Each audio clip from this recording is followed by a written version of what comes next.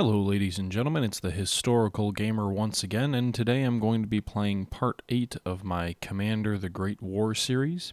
In this series I'm going to be falling back to history a bit here. Firstly, just kind of a general summary. I'm in kind of oh crap, oh shit, whatever mode. I am threatening to cut off a couple of French armies in the south, but they've advanced beyond Stuttgart, which is kind of embarrassing. Meanwhile, in the north, Antwerp has been retaken. Brussels, at least briefly, has been retaken. My offensive has been stopped cold, and I don't have enough men to hold the whole line. So in short, I'm screwed. But I do have a chance of possibly cutting off 2 French armies in the south as well as one in the north near Brussels. So both of those, if I could destroy three full French infantry units, that would be a pretty big coup, I think.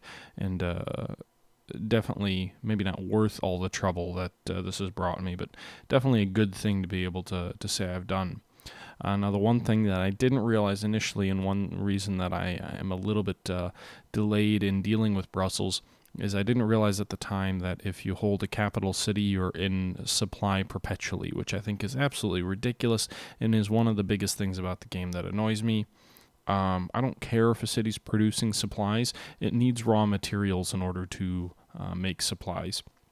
No city of hundreds of thousands of people, adding in tens if not hundreds of thousands of soldiers, and totally surrounded by hostile forces is going to survive very long.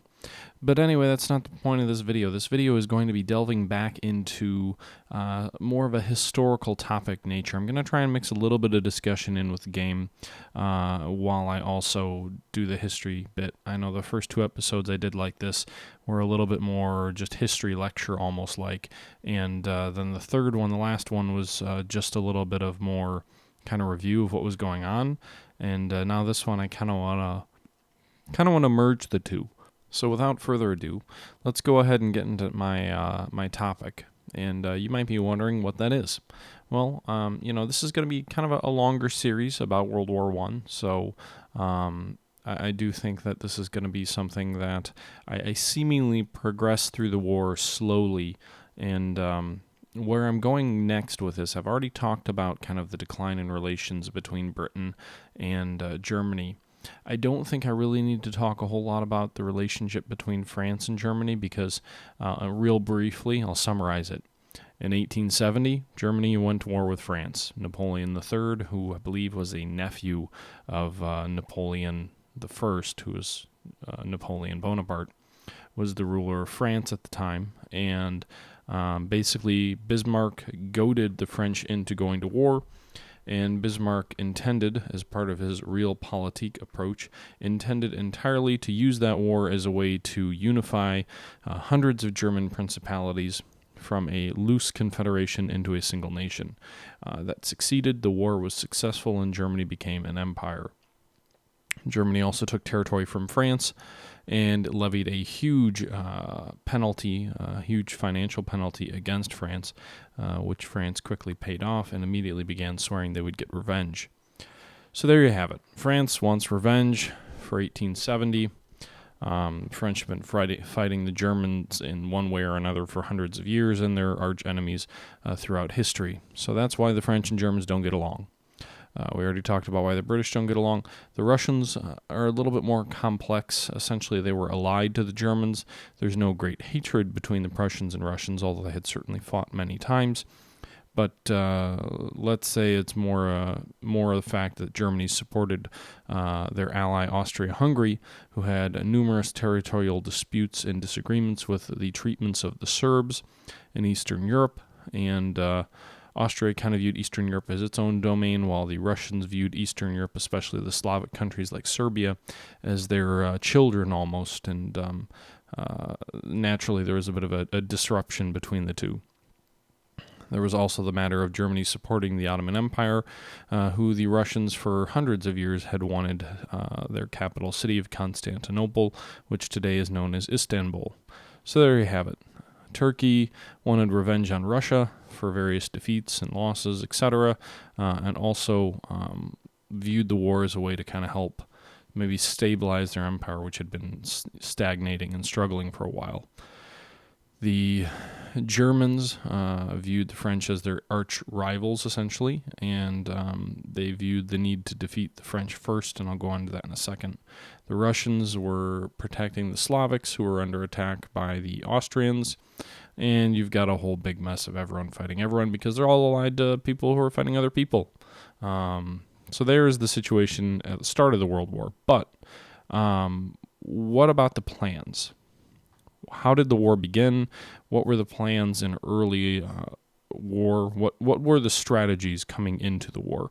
And by the way, now you can see I've cut off these two French armies, so those should be able to be destroyed. They're both red circles, which means that they're totally cut off, while our garrison in Stuttgart has a yellow triangle, which means because it's in a city, it has limited supply versus being totally cut off in the country. But you can see the Brussels unit here has no symbol whatsoever because Belgium is able to supply itself. Yeah, that's bull.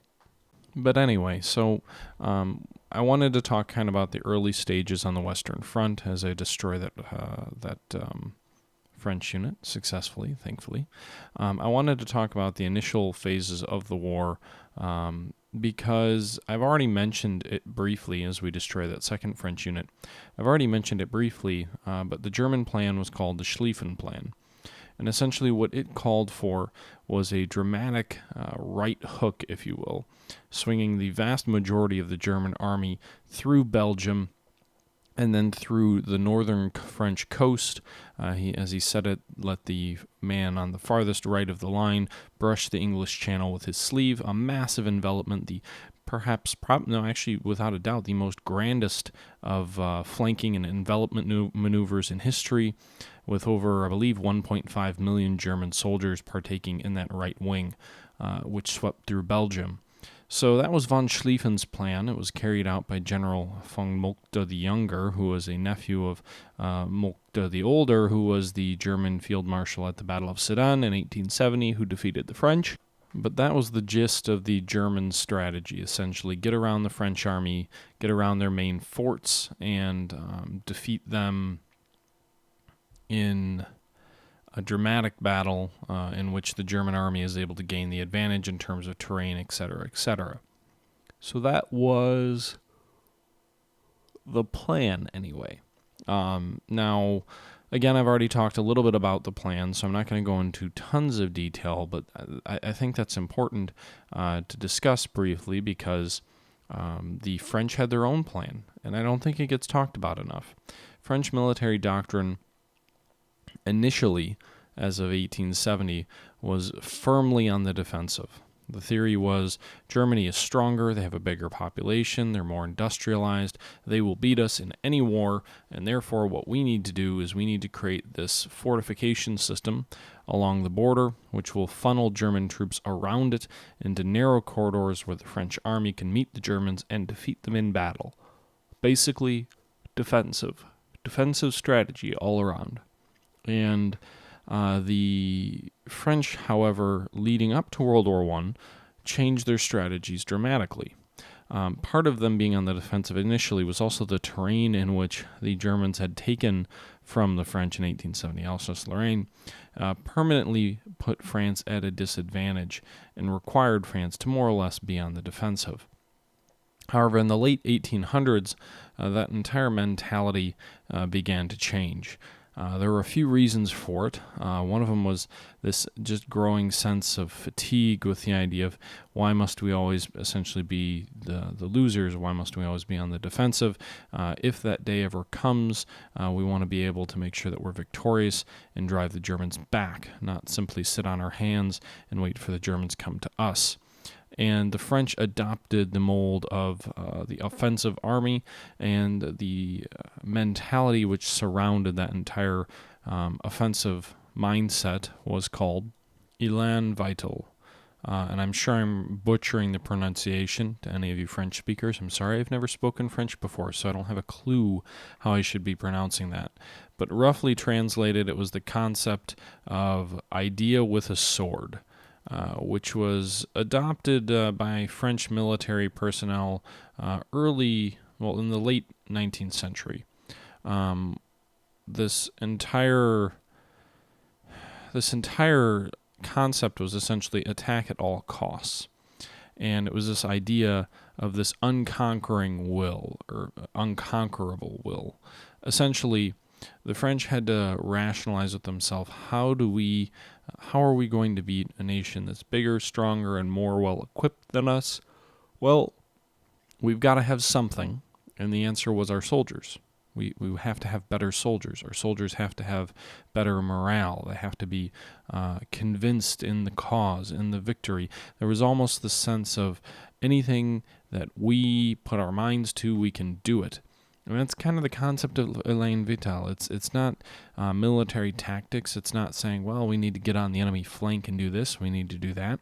It's this concept of it doesn't matter what we do as long as we do it, and we do it fervently, and we support our cause fervently, and we believe wholeheartedly, and we do this with blind passion and will, we can get this done. It's this concept that morale can conquer all, and that concept had to be adopted strictly for the offensive. It was not a defensive-minded strategy. It was a strategy which required France attack. And it's interesting because you would think France in that difficult position, knowing that they're weaker in almost every regard, would accept the defensive, and they did for many years. But by the time World War I came around, this concept of Elaine was doctrine. There were numerous lectures which are given in France in their army war colleges, some by Ferdinand Foch, who would become the commander of French forces at the Battle of the Marne. And would continue to rise through the ranks. And many of them were proponents of this concept of Elaine, or Elan, however you pronounce it. Basically talking about just the need to attack. Interestingly enough, Foch, whatever his name is, Ferdinand, we'll call him Ferdinand, the famous French general of the Marne, and I believe he later became commander-in-chief of the French armies in World War I. He was not blinded by this concept of Elan, and I'm changing my pronunciation every single time, but he was not blinded by this concept. In fact, he recognized the importance of tactics and strategy, and would often say in his lectures that morale alone is pointless, is immaterial, it's immature, it's not worth it.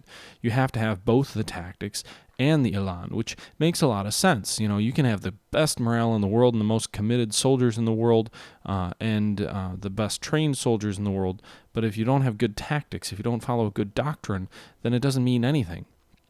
So he wasn't, the German school was much more rigid. Their offensive, the Schlieffen Plan, was based on incredibly rigid timetables of we have to be here by this date, we have to be here by that date, we've got to be there by this date, because essentially Germany was gambling the entire war on beating the French within the first 30-some-odd days and being able to shift their forces to face the Russians. Obviously that didn't happen, but that was a big element of the Schlieffen Plan, was timetables.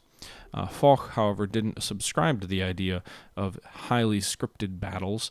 He still proposed the concept of decisive battle, just as the Germans did, just as all the generals did. They were trying to recreate this Khan, or Kanai, or I'm terrible with pronouncing words, but essentially trying to recreate this great victory that Hannibal had over the Romans. And yet, every side seemed to embrace this concept of decisive battle and failed to realize that no longer were armies small enough or nations weak enough for a single large battle to decide the fate of war on a single day, such as Sedan did just 30 years or 40 years before. So Foch essentially adopted this hybrid of elan and also tactics, stressing the importance of tactics. But while he was a big proponent of tactics, a lot of the French military thinkers, most principally Colonel Grand Mason, lost the concept of tactics and military doctrine and the appropriate way to fight, and only focused on morale, only focused on the unconquerable will, essentially, to meet French needs. And just this unrealistic sense of we have to attack no matter what. He was quoted as saying the offensive alone is suited to the temperament of French soldiers. What does that even mean? We are determined to march straight against the enemy without hesitation. And literally, when the First World War started, there was this adoption by French military officers and soldiers who had been trained for 20 plus years on this concept of attack against all else, that we need to launch these frontal attacks against the enemy, and we need to keep doing so, and keep doing so, and keep doing so, and eventually we'll break through their lines. And there probably was no worse war to have that mentality than the First World War, because of the way that technology had changed and the defensive was now favored and the offensive was not. And you see just tremendous casualties being posted by the French military in the Battle of the Frontiers, that first major engagement along the German border. And that's, it's really tragic, because while Ferdinand Foch was a big proponent of Elan, he was also a proponent of Sûreté, as he said it, which was the concept of just military tactics or things that make sense in the military, but many of his colleagues were not. And you can see there Taranto fell, which was one of Italy's, here in the game now that is, Taranto fell, which was one of Italy's major war objectives, was that port city of Taranto. It was one of the reasons they became involved in the war on the side of the entity. And they've taken it from me here. It looks like the French have also dispatched some soldiers here to the Italian front as well, so we need to get some more troops in here. I'm a little bit terrified. I'm slowly bringing troops over from Serbia, but I haven't beaten the Serbians yet totally either, so it's going to be somewhat difficult. Meanwhile, my offensive in Turkey is going okay, and I'm still besieging the troops in Brussels in the vain hope that supplies will become an issue, which, don't worry, they won't, because I've already told you I didn't know that capitals provide unlimited supply. But anyway, as I was saying, so this concept of Elan, of attacking no matter what the cost, very nearly doomed the French early in the war. Now, one might say, was the Schlieffen Plan, the German maneuver through Belgium, totally a surprise? And in fact, it wasn't. And this goes back to what I'm talking about with regards to the French war plans at the start of the war. The French entirely assumed that the Germans would march through Belgium. In fact, French military thinkers, one of the key commanders in the French military before the war said, the side that goes through Belgium, the side that attacks through Belgium, is going to be the side that wants war the most. There were even some French plans which called for the French invasion of Belgium. Wouldn't that have been interesting, as opposed to the Germans? And von Moltke actually had toyed with the idea of the Germans not even invading or following the Schlieffen Plan at all, but it was really the only contingency that they effectively expected in the West, and he did go ahead with it despite some misgivings. But anyway, where was I going with that? My point is that the French were not surprised by the German Schlieffen maneuver. Rather, they had different expectations of what they should be doing. And that is firmly based around the concept of Elan. Essentially, the French assumed the Germans would be launching a massive right hook and flank through Belgium, but their reasoning was, but that doesn't matter. If we just mass the army on the border, even though we'll be exposing our flank to that German maneuver and risk encirclement, what we'll do first is we'll attack so fiercely and so strongly against the Germans to our front that what we'll do is we'll advance into Germany and we'll cut off their supplies, because we'll basically get between them and Belgium, and we'll cut that entire German army off and destroy it in a massive, decisive battle. All through the offensive, all through the attack, we will counter this massive flanking thrust, rather than meeting them on the defensive around cities like Lille, I think Lille is the big one, which was originally a defensive border town for the French, which's defenses were seriously neglected. So the French war plan called for a French attack from the French border into Alsace-Lorraine, with the goal of cutting off the German army's base of supply, and therefore defeating the German army and also simultaneously liberating the lost provinces of Alsace and Lorraine. Things didn't quite work out that way. Obviously, the French attacked into very heavily fortified German positions, even though the Schlieffen Plan had originally called for the Germans to actually withdraw somewhat to pull the French further from their lines and make it harder for them to redeploy against the Schlieffen maneuver. The French were well aware of it. They called it Plan 17, and the goal was to attack into Germany, so much so that you would cut the supply of the forces moving around to through Belgium and into northern France. As it turns out, the defensive being favored allowed the French military to slaughter themselves upon German guns and etc., while gaining virtually no ground into Alsace-Lorraine. So, essentially, the French war plan was to advance straight ahead into heavily defended territories and counter that with just our spirit and our will. And obviously that failed, and obviously that was something that did not work very often at all in the First World War. So at that point in time, after the failed assaults during the Battle of the Frontiers, the French main army is being threatened with being encircled. And so the Germans are coming on around their flank, and the French need to buy some time. And that's where the French taxicab drivers coming out of Paris, bringing in reserve soldiers to the front lines, is something that is widely remembered to this day. It was quite an impressive feat by civilian taxicabs, and it bought the French army time, which was in a badly exposed position to consolidate and reform around the Battle of the Marne.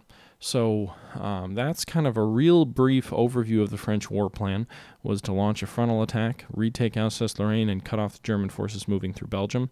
They obviously miscalculated, and the German flanking maneuver nearly destroyed them.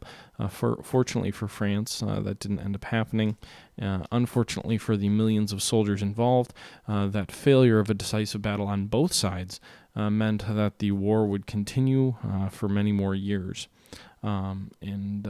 That's about all I've got on French strategy. The Plan 17 lived for about a month, and after that it got thrown out. The Schlieffen Plan similarly as well. But that's about all I've got here on Plan 17. Again, it called for the majority of the French armies to launch attacks into Alsace-Lorraine, Alsace and Lorraine, that is, and to cut the German army that was advancing through Belgium off by basically attacking against their base and their operations of supply, and to take the war to the Germans that way and to invade, Germany that way. It was probably a little overambitious. It certainly cost the lives of hundreds of thousands of soldiers because of ill-advised attacks and this blind following of Elan, which essentially, following the attack somewhat blindly, certainly came back to bite the French in that regard, and it meant that the French army was in much worse shape when it retreated from the border to meet the Battle of the Marne and try and save Paris than it would have been otherwise. So there's a lot of interesting little tidbits, if you will, that go into all of this. But long story short, the French had a plan. In their minds, it was as ideal or as good as the Schlieffen Plan, although it didn't end up having the same sort of success.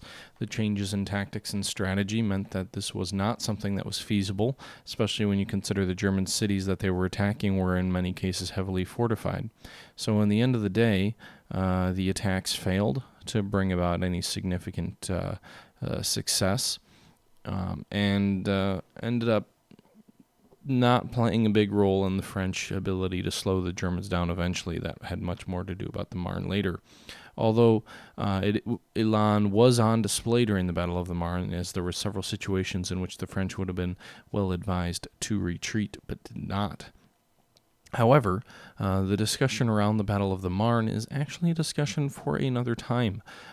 This video is a little bit shorter, but again, there's not a whole lot to talk about other than, hey, the French had a battle plan as well, and it's not something that gets a whole lot of airplay, so I wanted to talk about it. But other than that, there's not a whole lot of talk that I need to go over about the plan. Essentially, the plan was to attack, it was to cut off the German forces, and it was to win the war, and did none of those things. The Schlieffen Plan at least came within a couple of miles of succeeding. There's no way to really measure it, but it doesn't appear that Plan 17 had any such success. More or less, it didn't have any success at all, or at least very few successes at all. So I think that's going to about do it for the historical discussion. You can see here I'm still trying to stem the Russian tide as they advance on Stettin. They had taken it. We retook it. The French front is stabilizing a bit. Thankfully, the French haven't pressed their advantage to try and overrun us yet. So because of that, we're recovering there a bit. Brussels is still surrounded. The French now have 2 armies cut off, so they lost 2 armies destroyed in the south near Strasbourg, actually 2 armies and 1 garrison.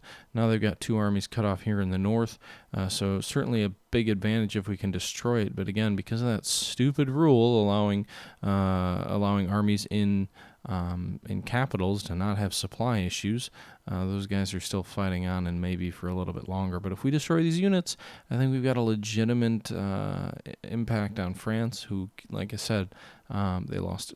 This will be 4 fresh field artillery units.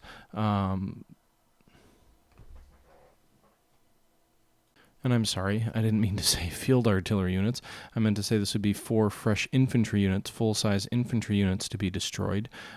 So that's definitely what I'm going to try and do. Meanwhile, on the east, I've suffered some pretty heavy casualties, but I have been able to reform the army into 5 full-size army units to try and help defend Berlin, which is not that far in the rear now.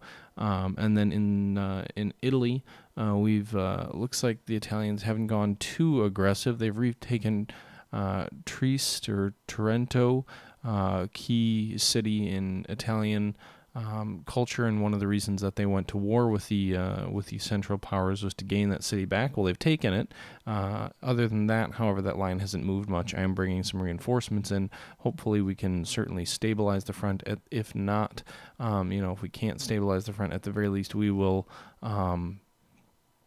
make sure that we isolate them, or ideally defeat them, but at the very least isolate them. The nice thing about Trento is it's exposed to naval gunfire from 2 sides, so that's definitely a plus for us as well. But anyway, here you can see the Serbians being pushed back to the verge of destruction. The French, for whatever reason, have sent a infantry garrison unit into Serbia to try and help the Serbs out, and that will come of nothing. Meanwhile, the Serbian army's down to probably 2 units, one in Skopje and one in Nis, and the one in Nis is out of supplies, so it'll probably fall next turn anyway. That's the general scenario. We're launching an invasion of the Caucasus. There's more Russian units in the region. Fortunately, no army units, but there's definitely more in the region than I thought there would be. So it's taking a little bit of time to get around them and surround them and defeat them. But we've got a lot of Ottoman forces there that hopefully can invade the Caucasus and draw away substantial enough Russian forces to cause them to shift away from the offensive and more toward the defensive. You can see here as we were talking, I'm still trying to get past the Russian forces, because if we can cut them off there, we can much more easily beat them. I don't like my odds in a stand-up one-on-one fight, but I do definitely like my odds when we've got something that more directly favors us. And the Ottomans are the only ones seemingly with enough money to raise more troops every turn as well. But anyway, that's going to about do it for this video here, as we're coming up on the end of the July turn for 1915. So we're well into the First World War, well into this conflict, and things are stabilizing, and I'm not sure that's in the long-term interest of Germany. It certainly wasn't historically, but that's the direction that we seem to be going. So I appreciate you tuning in. I definitely enjoyed doing this. There was not much of a combo, I guess. I did talk a little bit about the video game, but in general, it was mostly history. I am recording this at 4 in the morning, so I'm half asleep. So if I did misspeak at all, I apologize. Please let me know. Again, the timing of this recording meant that I didn't have a whole lot of prep time and am more or less exhausted as well. So I'm going to use that as an excuse as to why maybe I don't make sense or I misspeak at certain parts in this video. I could be wrong, but that's just the excuse I'm going to use as we wait here for the AI to carry out its attacks. They're continuing to try and liberate Brussels and also launch other attacks which don't seemingly seem coordinated at all against us. But anyway, that's where we're at here now as the Italians move troops in the direction of Stuttgart in the rear of my main army. But that's where we are now. That's where we were. That's where we are now in the game, not in real life, obviously. I hope you enjoyed this video series. I'm going to probably do a little bit more of it, maybe a little more focused on the first month specific combat operations that took place during the Schlieffen Plan. Definitely something I might discuss. But in the meantime, I just want to thank everyone for tuning in, watching, subscribing, favoriting, and liking, and keep on doing that stuff. And until next time, this is the Historical Gamer signing out.